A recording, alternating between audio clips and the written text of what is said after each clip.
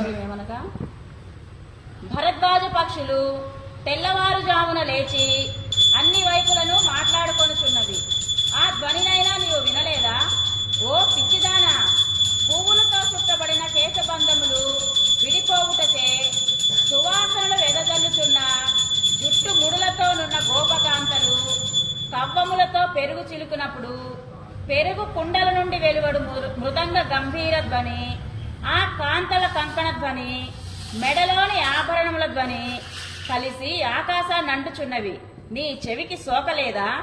ఓ నాయకురాలా, అంతటను వాత్సల్యముతో వ్యాపించియుండిన పరమాత్మ మనకు కనబడవలనని శరీరము ధరించి కృష్ణుడుగా అవతరించినాడు.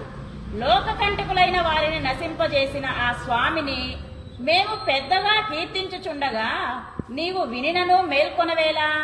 నీ తేజస్సును మేము దర్శించి అనుభవించినట్లుగా తలుపు తెరువుము అని గోపిక నిద్రపోవచున్న కన్యను మేల్కొల్పుచున్నది.